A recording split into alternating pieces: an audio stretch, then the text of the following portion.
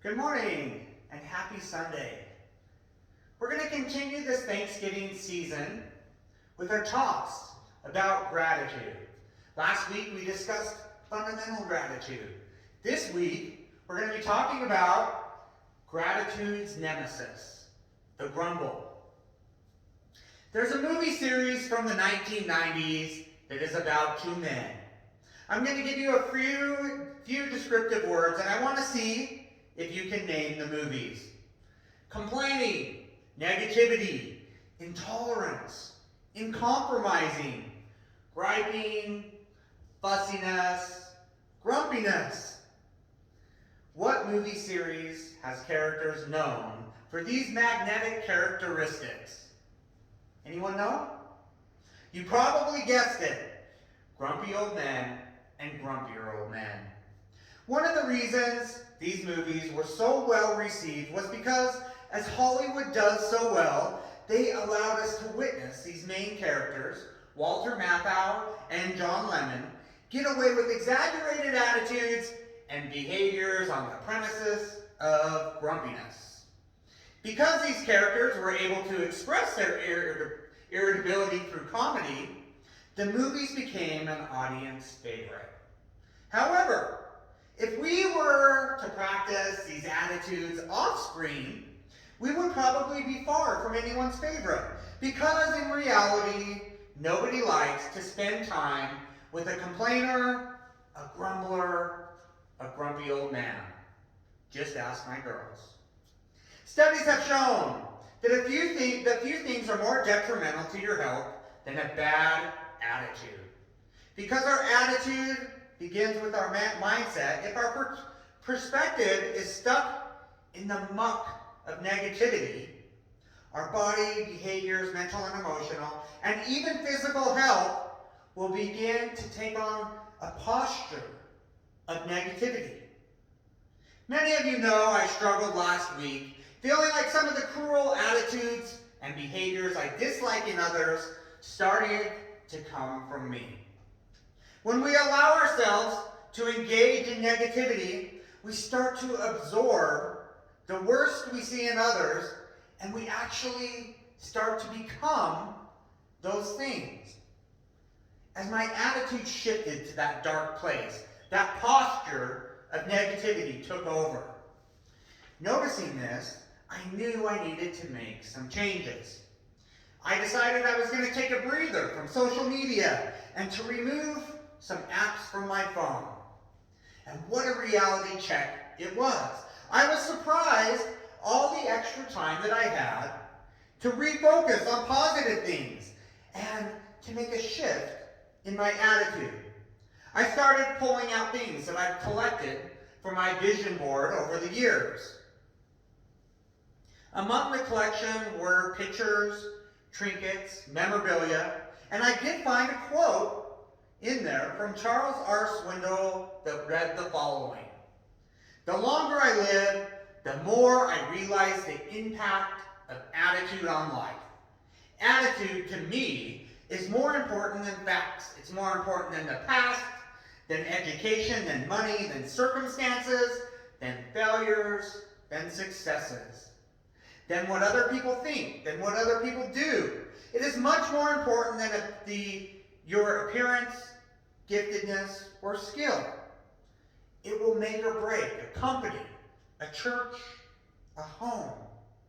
The remarkable thing is that we have a choice every day regarding the attitude that we choose to embrace for that day. We cannot change the inevitable. The only thing we can do is play on the one string that we have, and that is our attitude. I am convinced that life is 10% what happens to me and 90% how I react to it. And so it is with you. We are all in charge of our attitudes. We are in charge of our attitudes, and the first idea I want to talk to you about today is ingratitude. Merriam-Webster defines ingratitude as the failure or refusal to acknowledge the receipt of something good from another, the forgetfulness of, or poor return of kindness. Ingratitude is a choice not to recognize the good or the kindness in our life. It is the choice to take on the mindset and the spirit of the grumpier old men. The Bible is full of stories that originate from a heart of ingratitude. Many of the most disheartening stories from the Bible begin with that spirit of ingratitude. We all know the story of Cain killing his brother Abel. Both brothers had offered a sacrifice to God. Abel's sacrifice was acceptable and Cain's was not. Knowing Cain's sacrifice was given from an ungrateful heart, God rejected that offering. Cain's ungrateful spirit sparked a wave of stewing anger, which convinced Cain that the answer to his wounded pride was not a reflection of his ungrateful sacrifice, but the murder of his brother. King David is another example. David lived a blessed life. The Lord gave him a flourishing kingdom, a successful career as a king, a wife who loved him, a healthy family, well-being, and provision. However, the moment his gaze shifted from the goodness and mercies in his life and allowed his heart to follow his eyes as he scanned those neighbors' rooftops, David coveted what he didn't have, and in his heart, he became ungrateful. In turn, his ungrateful spirit led to a great sin, the great sin of adultery. His life was scarred by his sin, all because his focus had shifted from the Lord's grace that shares in his life, forgetting all which he had to be grateful. I would argue that the slippery slope of their sins originated from the sly sin of ingratitude. Philosopher David Hume wrote, "Of all the crimes that human creatures are capable of committing, the most horrid and unnatural is ingratitude." Early philosophers understood what today's science has proven, that gratitude is the wellspring of life. It has only been in the past 30 years that gratitude has entered into scientific study. But the study of gratitude has had its challenges. To measure a trait proven to be much more than an attitude, but the embodiment of expression, of value, and an emotional and spiritual connection is almost impossible. Just as the vast science of gratitude is a challenging measure, so is the simplicity of its nemesis, ingratitude. Ingratitude begins in small ways and is often masked by other emotions, thoughts, and behaviors, making the spirit of ungratefulness a challenge to identify. However, though it may be one of the least apparent sins, it certainly drives a costly price. I want to examine Israel's attitudes in the earliest days after they exited Egypt. In Exodus 16, the Israelite community came to the desert of sin, and what better place to grumble but in the desert of sin, right? After 45 days of travel, Israel's resources then began to run dry. With dwindling resources, their hunger and exhaustion overtook their reserve. The excitement over escaping their enemies and their newfound sense of freedom were quietly squelched out by their physical needs. And their bellies, they began to rumble. And in turn, they began to grumble. Exodus 16:2 says, "And the whole congregation of people of Israel grumbled against Aaron and Moses in the wilderness." In Exodus 16:3, the Israelites said to them, "If only we had died by the Lord's hand in Egypt. There we sat around pots of meat, and we ate all the food that we wanted. But you brought us into the desert to starve this entire assembly to death. Just as we struggle with the gravity of our physical needs, so did Israel. Overcome by a fear of hunger, Israel's focus shifted from the Lord's provision to what another could provide for them instead, mainly Egypt. Their complaints surpassed their empty bellies to a resolve that Egypt could better take care of them than God in their time of need. In Exodus 16:4-8, we read, "Then the Lord said to Moses, I will rain down bread from heaven for you. The people are to go out each day and to gather enough for that day. In this way I will test them and see whether or not they will follow my instructions. On the sixth day they are to prepare what they bring in, and that is to be twice as much as they gather on the other days." Excuse me. So Moses and Aaron said to the Israelites, "In the evening you will know that it was the Lord who brought you out of Egypt. And in the morning you will see the glory of the Lord, because he has heard your grumbling against him. Who are we that you should grumble against us?" Moses also said, "You will know that it was the Lord when he gives you meat to eat in the evening and all the bread you want in the morning, because he has heard your grumbling against him. Who are we? You are not grumbling against us, but against the Lord." So the Lord, being gentle with these spiritual infants, heard their grumbling and graciously provided for his children by sending them quail from the sky and bringing manna from the ground. However, Moses takes this moment as a teaching opportunity and addresses their toxic attitudes. In essence, Moses warns Israel saying, hey, this attitude, this complaining amongst yourselves, this underlying murmuring is not against Aaron or me. Your words are against the Lord. Is this who we are? Are we a people that would grumble against the Lord's provisions? Moses understood what the people did not yet understand, that we become what we behold.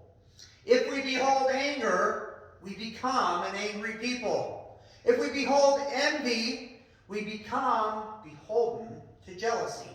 If we harbor frustration, we transform into a quarrelsome person whose arguments keep us from getting along with others. Moses knew if the people beheld grumbling, they would become a people far from the heart of the Lord. The early church leader James understood this well and spoke of this in his letter to the early church. When he surveyed his congregation, he found his body of believers was adopting different postures of sin. James urged them, as Moses had with the Israelites, to guard themselves. James tells his fellow Christ followers, many of whom were also infants in their faith, that even the most significant trials, those with the most significant trials, to remain strong with an attitude of Christ. For if they do not, they will become beholden to the sin that is beckoning them. In James chapter 1, 12-15, we read, "Blessed is the one who perseveres under trial, because, having stood the test, that person will receive the crown of life that the Lord has promised to those who love him." Promise to those who love him. When tempted, no one should say, "God is tempting me," for God cannot be tempted by evil, nor does he tempt anyone. But each person is tempted when they are dragged away by their own evil desire and enticed. Then, after desire has conceived, it gives birth to sin. And sin, when it is full grown, gives birth to death. Desires that tempt us in a place of faith, in any other place, desires that tempt us to place faith in any place other than the Lord, have the potential to lead us away from the salvation of the Lord. And to be directed away from the Lord's grace, the Lord's charis, is to be led into darkness, to be led to death. Let's come back to Israel 2 years after their initial grumble. Israel is still this spiritual infant, if you will, but now under the guidance and instruction of law. After nearly 800 days in the desert, with the daily provision of manna and quail, Israel should be past the spirit of grumbling and living out of their spirit of gratitude. But we read in Numbers 11 that they continue to grumble. Although the menu was always the same, Israel, living in the middle of the desert, was never without food. But the Israelites would accept this food of the Lord graciously. And again, they begin to complain and grumble. They want different meat. They want melons. They want leeks. The Bible says that this caused the Lord to burn with anger. And God demonstrated this anger by burning the camp's outskirts. Upsetting to God, right? The grumbling. So what exactly is grumbling? To fully understand God's position, we must examine the grumble. Given how long Israel remained in the desert, consider the number of stories that were never told. I am sure that Moses had a file of stories around Israel's lack of spiritual maturity. The Exodus story tells us there were so many arguments among the people that Moses struggled to find the time to lead his people. Therefore, Moses appointed elders to oversee the social and economic issues so he could focus on leading. Moses had stories to tell, but he deliberately chose to leave them out in the writing of the Exodus story. However, in the few stories recorded, twice Moses highlights the grumbling nature of the Israelites. The sly grumble, often justified by its beholders, was destroying God's new nation. And Moses understood it had the potential to destroy God's people in the future. Why? Because he knows, as we read in James, that an attitude of ingratitude leads us to sin that eventually pulls us so far away from the Lord that we no longer trust in him. So what precisely is grumbling? Why is complaining so detrimental to our faith? Grumbling is the complete opposite. The complete opposite of gratitude. To grumble and to complain is to reject the grace of God. Israel's complaining surpassed their unmet physical needs. Their murmuring was a faithless act that insinuated God's provisions were not enough. Choosing to be ungrateful for their daily drop from the sky and rise from the ground meals, and their desire to go back to slavery in Egypt to be fed there instead, was to reject God's grace and God's offer of salvation. Because Israel's salvation was dependent on them trusting in God. Grumbling takes the form of small sins. Discontent, fussiness, gossip, negativity, intolerance, impatience, uncompromising, and unyielding mindsets and behaviors. Grumbling sneakily destructs the strongest of believers. It has the power to pull the strongest of believers, those who once were in awe of the greatness of their salvation, far, far away from God into the grips of darkness. In essence, grumbling gives us a free pass to shift our focus from faith in God's provision to the problems in our life. It takes our problem at hand and it turns it into a spiritual issue at heart, which inevitably eats away our recognition of God's grace in our life. Israel imagined they would be better off dying as oppressed slaves in Egypt than to die as free people in the desert. Although it was apparent by God's provision that God would not have allowed them to die in the desert, Israel still would have chosen death by slavery over death by starvation. And grumbling has the power to bring us to this place. Ingratitude moves us backward in thinking and ultimately in living. To live without gratitude and choose to grumble is to live our lives backwards. Now maybe you're saying to yourself, I don't want to live life backwards. Are you wondering, how do I know? How do I know if I'm doing that? We know we live in a place of backward living and backward thinking when we get stuck in the why. Grumbling rejects gratitude, and grumbling asks why. Why me? Or why not me? If we allow ourselves to reflect on our grumble, an unquenchable emptiness can form within the why questions. The why is birthed from this place of discontent.